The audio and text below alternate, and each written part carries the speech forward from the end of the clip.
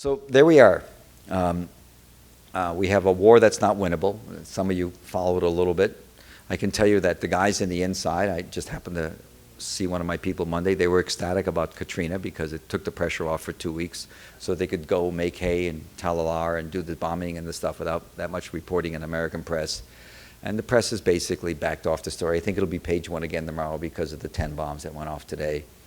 The chances of this coming off in any reasonable way that meets any of the requirements that the president made are nil. It's, you know, the big worry is going to be, by the way, Talalar, where the fighting has been taking place in the last few days, is full of Turkmen, Turks, people from the Turkish ancestry. And Turkey is not going to stand by and let the Kurds take Kirkuk and the oil and mistreat its nominal citizens of Turkish descent. They're not going to stand by. The Pentagon thinks they won't do anything. My friends tell me they'll do something. In the South, you're going to see chaos. You're going to see chaos in the middle because the Sunnis are cut out of everything. The Constitution as it now stands is a formula for civil war. And this is a presidency that has no friggin' idea what to do. They're completely closed about it. The military, to its credit, there's going to be a new chairman of the Joint Chiefs, and he's been passing the word that we've got to do something. It's over. Our National Guard's depleted, our Army's depleted. There are casualties. They're not telling you about our Special Forces, Delta Force, which is this secret Army unit that's our great commando unit. So very highly skilled, highly motivated guys. Suffered an extraordinary number of casualties, far more in this war than any war in history. And the same with the SEALs. The Navy SEALs, the Special Warriors, are depleted. We've lost an enormous amount of capability. Where to go from here? So let's do some questions. I'm not trying to, I promise you I'm not selling downers or uppers at the corner. You know, it is a downer. I just don't, you know, the question you have to say, the final question you say to yourself is, okay, so how fragile is our democracy? Here we are, we got a war that the military knows can't work, the bureaucracy knows can't work, the Congress knows can't work, and the press knows now it can't work, many elements of it, and yet it's not coming together. And so you have to say to yourself, you know, where are we with our democracy? Let's do questions. I don't want to, I went too long as I always do, but no. I would.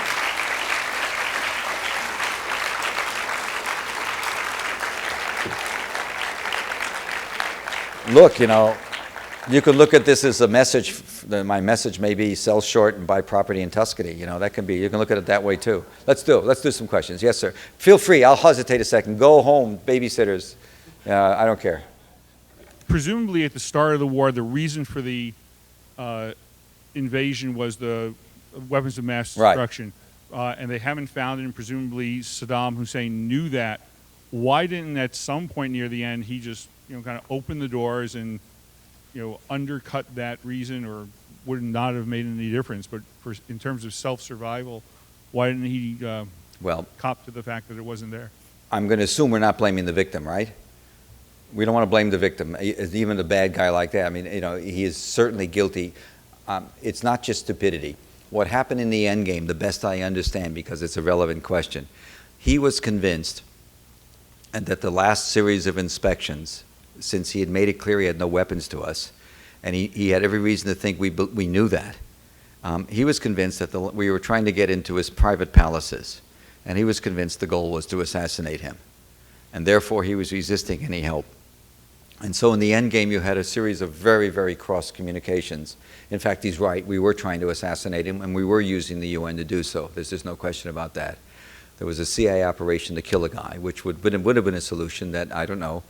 The only problem with that solution, which seems simple, is that who's going to replace him? Assassination is always a dumb element because unless you've really worked out who's going to come next, you know, you can't predict it. It's not an argument for keeping him, but Saddam wasn't quite. Saddam had given a 12,000-page statement that the president denounces a pack of lies to the UN in, if you remember, it was a December, I think, 12th or 16th, or maybe it was January, but it was months before the war, a long, detailed statement to the UN that turned out to be totally accurate. One of the only serious problem they had, the guys who had questions about whether he had WMD or not, the only issue was about chemical warheads. The one thing he really lied about was the number of chemical warheads. There was a discrepancy of 5,000 warheads. We couldn't figure out. He hadn't made a new chemical bomb in 12 years. So there was, the rational guys understood without a factory producing new lethal chemicals, there was no way to be sure it would work. 12-year-old stuff doesn't, the lethality probably is going to be diminished.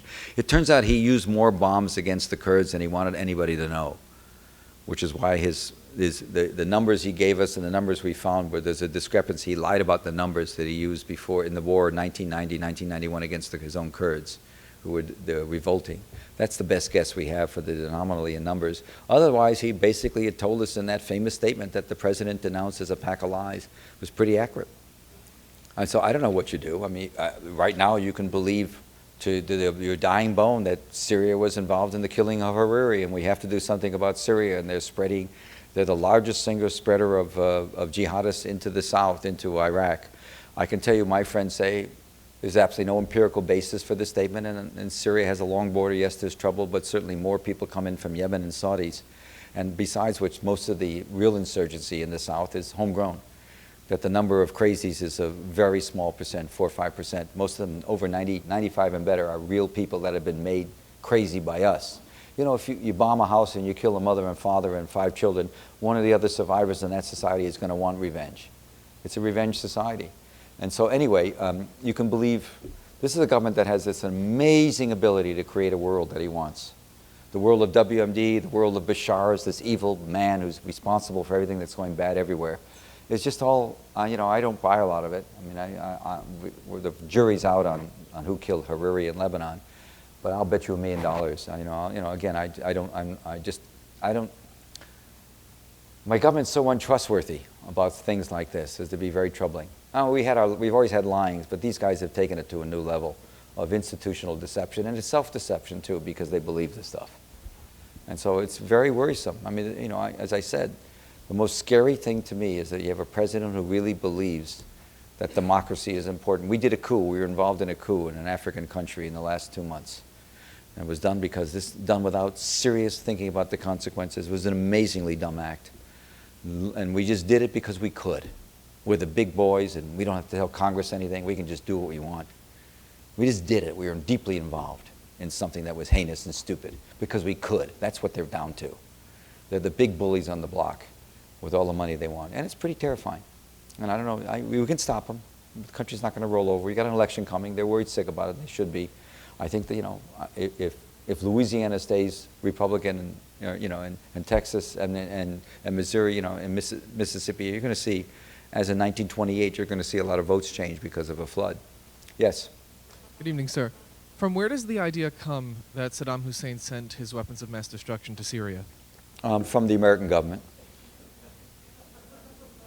Thank you. There's no empirical basis for it. They don't exist, but they come from the American government. That was one of the briefing points. We believe that. We probably have. We can produce a defector who says so.